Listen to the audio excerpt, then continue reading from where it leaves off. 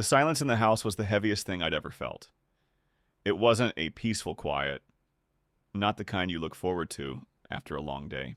This was a hollow, echoing silence, the kind that screamed because it had just swallowed a whole conversation, a whole relationship, maybe a whole future. Clara's words were still ringing in my ears, replaying on an endless loop, each syllable twisting deeper into my gut. "I'm tired of being your project manager, Ethan." She said it so calmly, that was the worst part. No shouting, no tears, just this flat, exhausted tone that somehow cut deeper than any anger ever could. We'd had arguments, plenty of them over the 15 years we'd been together, 10 of them married, shouting matches, door slams, silent treatments that lasted for days. But this felt different, irreversible. She wasn't mad. She was just done. I remember looking at the clock on the kitchen wall, a cheap thing we'd bought at Target when we first moved into this house. It was 8:17 p.m. The kids, Liam, who's 10, and our daughter Chloe, 7, were thankfully already asleep upstairs. I'd made sure of it, hustling them through baths and bedtime stories, trying to keep things normal while my world was imploding around me. Clara had been packing a small bag while I did that, her movements precise, almost clinical. No hurried zipping, no fumbling, just quiet, steady preparation. My hands felt clammy, even though the air conditioning was blasting. I was sitting at the kitchen table, the same spot where we'd eaten countless dinners, celebrated birthdays, argued over homework. Now, it felt like a cold, hard slab. I kept trying to fit her words into a context that made sense. A context where this was just another fight. Another dramatic flare-up that would eventually blow over. But the feeling in my chest, this crushing weight, told me otherwise. She'd left. Not for good, not yet, she said, just for a few days to stay with her sister Jessica, upstate. Said she needed space to think, to breathe. Space. As if the whole house, our whole life, was too small for her now. I felt stupid sitting there, staring at the crumbs on the table from Liam's toast earlier that morning. How had I not seen this coming? Or maybe, how had I seen the signs and just ignored them? Dismissed them? We're both in our late 30s. Clara just turned 38 last month. I'm 39. We've built a life here in suburban Pennsylvania, the house, the kids, our routines, my job in mid-level IT management, her work as a graphic designer, mostly freelance now to be around for the kids. It all felt so solid, so us. And then she said those words, and it was like someone had taken a sledgehammer to the foundation. I walked to the living room, stood by the window looking out at the perfectly manicured lawn, the streetlights casting long shadows. Our neighbor, Mr. Henderson, was walking his dog just like every night. Normalcy happening all around me, while my own normal had just fractured into a million pieces. The sheer weight of what she said, the implication that I had made her carry the burden of our shared life, that I had effectively infantilized her into a managerial role over me. It was a bitter pill. And the worst part? A part of me, a small, terrifying part, knew exactly what she meant. It's funny. You sit there in the wreckage of something you thought was unbreakable, and your mind just scrolls back, trying to find the fault line, the exact tremor that started it all.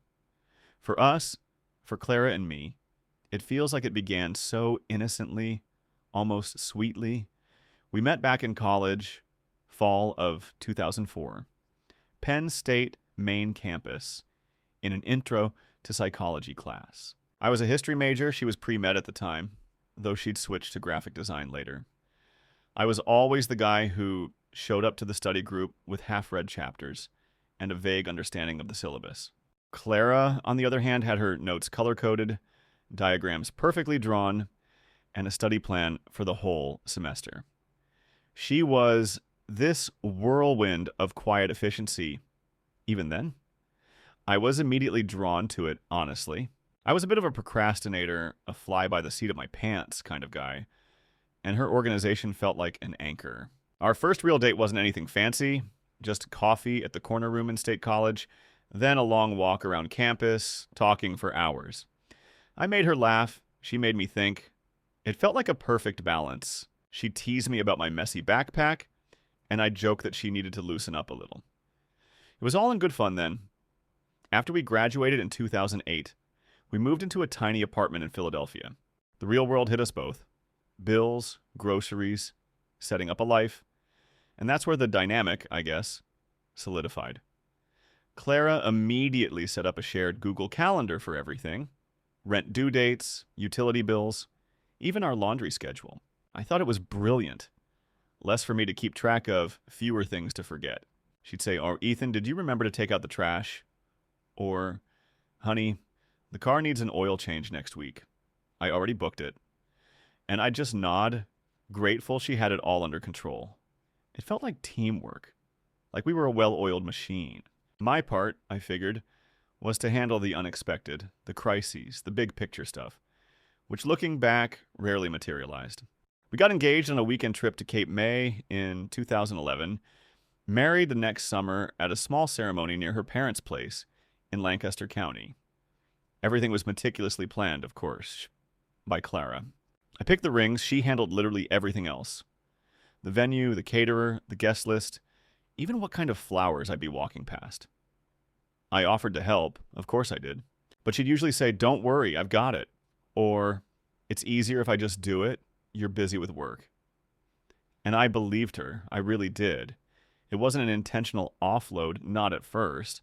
I just assumed she enjoyed it more, or was better at it. After Liam was born in 2013, and then Chloe in 2016, life got predictably chaotic. Our routines became a finely tuned dance. Again, largely choreographed by Clara. She managed the kids' schedules, doctor appointments, school events, play dates. She'd remind me about parent-teacher conferences, what day Liam needed his soccer cleats, or that Chloe's class had a dress-up day. I was focused on my career, climbing the ladder at my IT job, which often meant long hours. I always felt like I was contributing, providing for my family, and Clara was holding down the fort, making sure our home life ran smoothly. And she was so good at it. There were little things, though, looking back. Tiny ripples that should have warned me a tsunami was coming. I remember one time, probably 5 years ago, we were planning a family vacation to the Outer Banks. I'd casually mentioned I wanted to go to a specific lighthouse. Clara had already researched 3 different lighthouses, their operating hours, and whether they were kid-friendly. When she presented her findings, I remember her sighing, just a tiny little breath of air, and saying, "You know, sometimes I wish you'd just do some of the legwork." I laughed it off, said, "Why would I, when you're so much better at it?" And she just gave me this tight smile. That was a red flag, wasn't it? I didn't see it then. I just saw her as efficient, thoughtful, my capable wife. Never once did I think, she's tired. That tight smile Clara gave me about the lighthouse, it became more frequent over the years. Not overtly hostile, just tight or weary. I'd be oblivious, of course. Still caught up in my own little world, my own sense of accomplishment at work. I felt like I was doing my part, being a good provider, a present enough dad. I'd play with the kids, help with homework sometimes, read bedtime stories. The big stuff, the foundational stuff, the everyday grind, that seemed to fall to her. A few years back, maybe 3 years ago, was the first real incident that sticks out, one that made me feel a flicker of something beyond just comfortable complacency. We were having dinner with my sister Melanie and her husband David at our place. Clara had cooked this amazing Italian meal, everything from scratch. Melanie, who is usually pretty reserved, made a comment. "Clara, this is incredible. You always do everything so perfectly." And Clara just kind of laughed. But it wasn't a genuine laugh. It was a little sharp. "Someone has to, right?" she said. And then she looked directly at me. I remember clearing my throat, feeling a little defensive. "Hey, I help out," I tried to say. But it sounded weak, even to me. Clara just raised an eyebrow, a tiny, almost imperceptible gesture. But it shut me right up. Melanie and David exchanged a quick glance, the kind that says, "Oh, that's interesting," but didn't push it. Later, when they left, I confronted Clara gently. "What was that earlier about someone has to?" I asked. She was loading the dishwasher, her back to me. "Nothing," she said, her voice flat. "Just tired." I left it alone. Assumed she was just tired. Which, in fairness, she probably was. Running after 2 kids all day, freelance work, cooking. I chalked it up to that. My blind spot was huge. Then there was the incident with the car.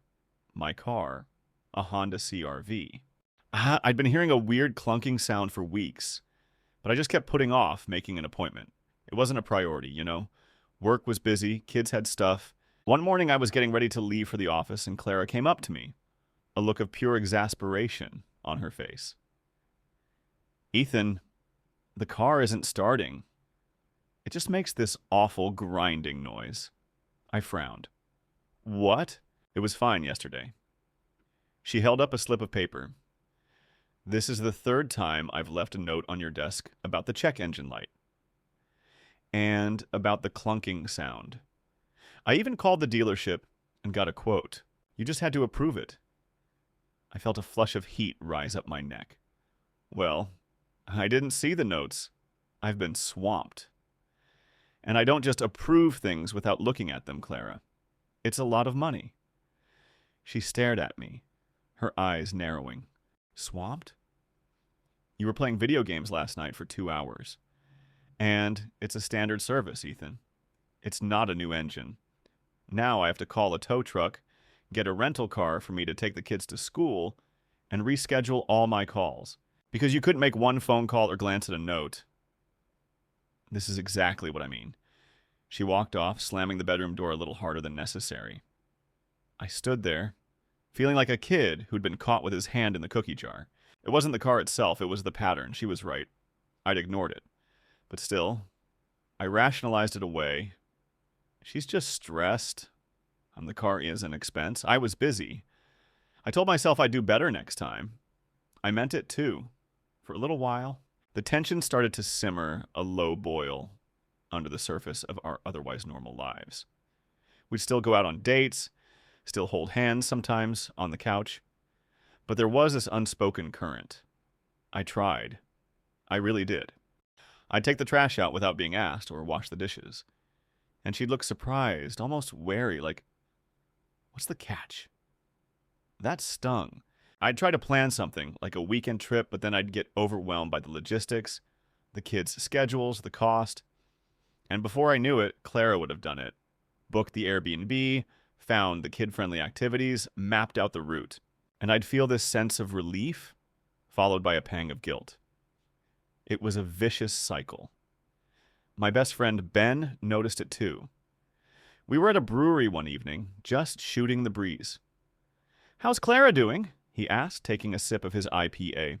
"She seems a little wound up lately," I shrugged. "Yeah, you know, kids, work, all that, just stressed." Ben paused. "Is she, though? Or is she stressed because she's doing everything?" I felt my jaw tighten. "What's that supposed to mean?" I said, maybe a little too sharply.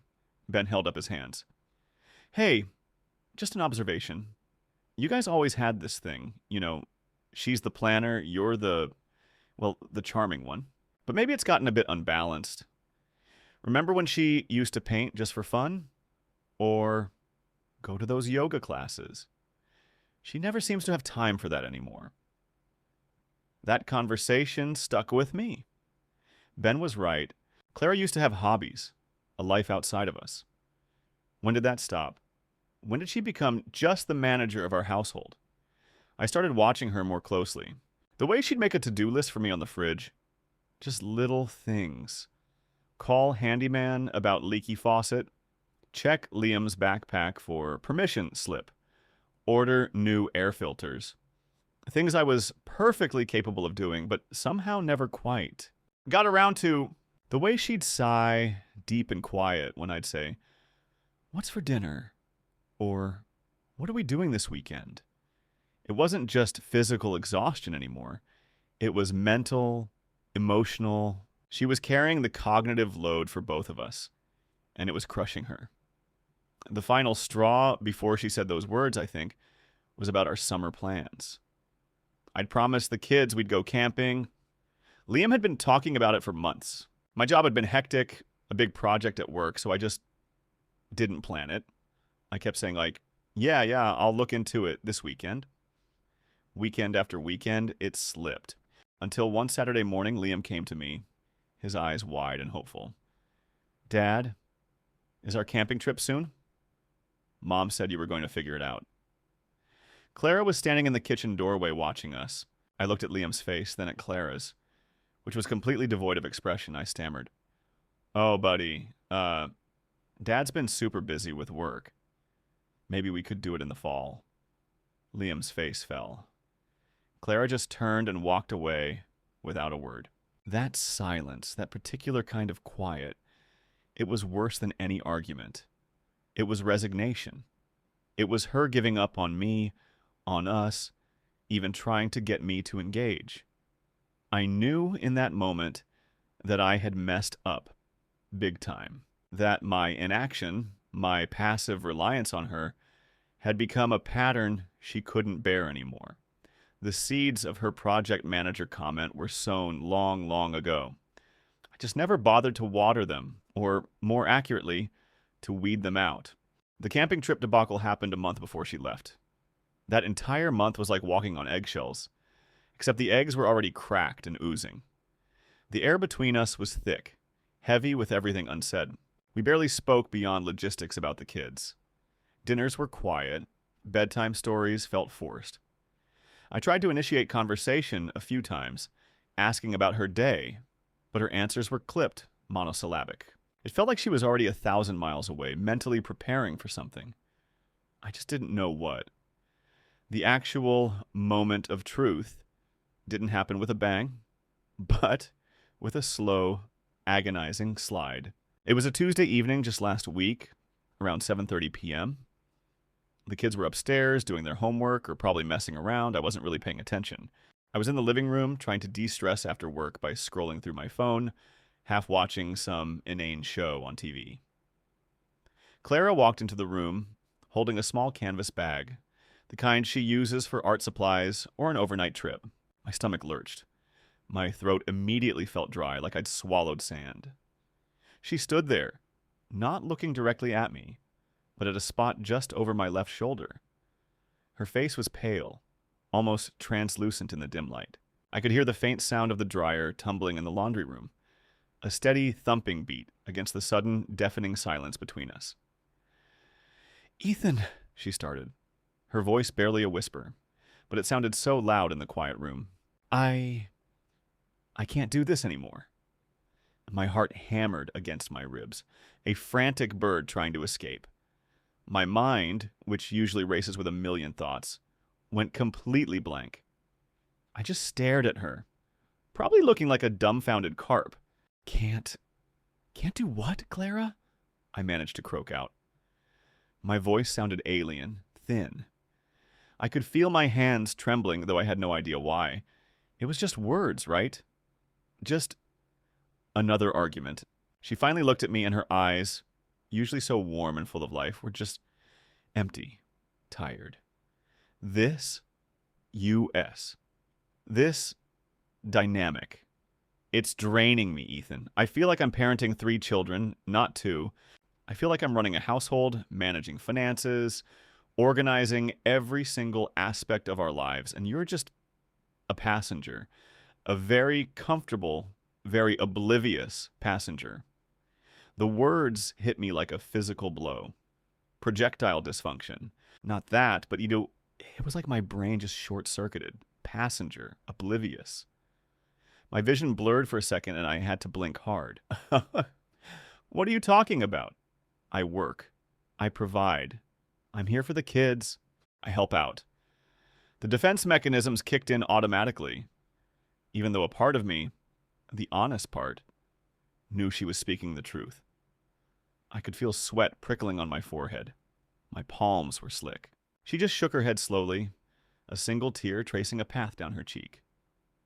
No, Ethan. You don't help out. You wait to be told what to do. You wait for me to notice something needs doing, You wait for me to ask. You wait for me to delegate. And then sometimes you do it. But it's always on my initiative. Always. I'm tired of being your project manager. That was it. Those words. Project manager. The phrase that would echo in my head for days. It was so specific, so cutting in its accuracy. I tried to argue, to deny it, but the words just wouldn't come out. My mouth was dry. My tongue felt too big. My chest tightened, making it hard to breathe. It felt like the air had been sucked out of the room. I could still hear the dryer, thumping. The sound felt accusatory. "Clara, wait! This is crazy," I finally stammered. "We can fix this. We can talk. I'll do better. I promise." It sounded hollow, even to me. How many times had I said that? How many promises had evaporated into the air? She just looked at me with that same empty gaze. I need more than promises, Ethan. I need action. Consistent, unprompted action. And I'm not sure you even know how to do that anymore. I'm not sure we can do that anymore. She gestured vaguely with the bag. "I'm going to Jess's for a few days. I just need some space to think, to figure things out." The reality of what she was saying, what she was doing, started to sink in. My wife, the anchor of my life, the person who made everything run, was leaving. Even for a few days, it felt like an earthquake. What about the kids? What about dinner? What about... My mind raced, grabbing at practicalities, because the emotional enormity was too much to process. "I left dinner in the fridge. Enough for 2 nights, she said, her voice still flat. "And I called Liam's teacher about the field trip permission slip. It's signed. You just need to make sure he takes it tomorrow. Jessica will drop me off back here on Friday afternoon." She had already thought of everything. Even in the act of leaving, she was managing. My eyes fell to the small, embroidered design on the canvas bag she was holding. A little abstract tree design she'd made years ago. A small, intimate detail from our shared past. Now a symbol of her quiet departure. I stood up, felt clumsy, my knees a little weak. "Clara, please don't go like this." My voice cracked. She just gave me a sad, almost pitying look. "I have to, Ethan. For me. For us." And then she walked out of the living room, down the small hallway, and I heard the front door open, then close softly. Not a slam, just a quiet, definitive click. The dryer kept thumping. The television show kept playing its mindless chatter. And I was left in a silence that felt heavier than any sound. Alone, with the echoes of her words and the terrifying realization that she might be right. The first few days after Clara left were a blur of utter chaos and surreal emptiness. It wasn't just the emotional devastation, though. That was a constant hum under everything. It was the sheer, brutal realization of how much she actually did. Not just the big things, but the hundreds of tiny invisible tasks that kept our household afloat. The kids, Liam and Chloe, sensed something was off immediately. I tried to act normal, made up some excuse about Mom needing a break at Aunt Jessica's. Liam, bless his observant heart, looked at me with his big brown eyes and asked, "Is Mom mad at you, Dad?" My heart sank. Chloe, younger, just kept asking for Mommy at bedtime, her small voice a fresh stab to my chest each time. I fumbled through making their breakfast, completely forgetting what day Liam needed his gym clothes, resulting in a frantic text from his teacher. I missed Chloe's library book due date because Clara always put it on the kitchen calendar, a calendar I had never once bothered to look at. Work suffered too. My mind was just gone. I couldn't focus on meetings, kept forgetting deadlines. My boss, Mr. Thompson, actually called me into his office and asked if everything was all right, saying I seemed distracted. I mumbled something vague about family stuff. The practical problems piled up. The handyman Clara was supposed to call about the leaky faucet. I remembered it was on one of those notes she left. I finally called him, felt a ridiculous surge of accomplishment, only to realize I didn't even know what his usual rate was or how to explain the specific issue. It's not that I couldn't do these things. It's that I'd never had to. I'd never built the muscle my parents, who live a few towns over, called to check in. My mom, Eleanor, always sensitive, immediately picked up on the tension in my voice. "Is everything okay with Clara?" she asked, her tone gentle but probing. I tried to downplay it. "Just a little argument, Mom." She needed some space, but even as I said it, it felt like a lie. I could hear the skepticism in her pause. My dad, Arthur, usually stoic, just said, "Son, women don't just need space for no reason. You better figure out what's going on." Easy for him to say. He never had to figure anything out. My mom manages everything for them. A familiar pattern, I realized with a sickening jolt. The emotional roller coaster was brutal. 1 minute, I was raging, thinking, how could she just leave after all these years? The next, I was overwhelmed with guilt, seeing every single instance she had hinted at her exhaustion, every time I had casually brushed off her efforts. Then came the fear. What if this was it? What if she didn't come back? The house felt so empty, so cold without her. I tried to fill the void by doing chores, almost desperately. I scrubbed the bathroom, which she usually handled. It was disgusting. How long had it been since I'd truly cleaned it? Shame washed over me. I also discovered things. Hidden in a drawer in her office, I found a small notebook. Not a journal, just a daily planner. But in the margins, scrawled almost illegibly, were little notes to herself. Remind Ethan about parent-teacher conference. Check if Ethan paid the electric bill. Ask Ethan again about car service. Reading them, it wasn't a list of tasks for her. It was a list of tasks she had to manage me to do. It was stark, undeniable proof of her project manager comment. My stomach dropped. It wasn't just my perception, it was her lived reality, meticulously documented. I called her sister, Jessica, because Clara wasn't picking up my calls. Jessica was polite but firm. She just needs some time, Ethan. She's really hurting. She says she feels completely invisible in your marriage. Invisible. Another blow. How could the person I loved, the mother of my children, feel invisible? I tried to explain myself, to promise Jessica I'd change. Jessica just listened patiently, then said, "You can tell her that when she's ready, Ethan. For now, just focus on taking care of yourself and the kids. And maybe try to figure out what she actually means. Instead of just dismissing it. Dismissing. That was my superpower, apparently. The one thing I was truly good at. My attempts at recovery felt clumsy, half-hearted, even to me. I made the kids eggs for breakfast and only burned them slightly. I remembered the field trip slip. I called the plumber about the faucet. Tiny victories, yes, but they felt insignificant against the enormity of what I'd lost.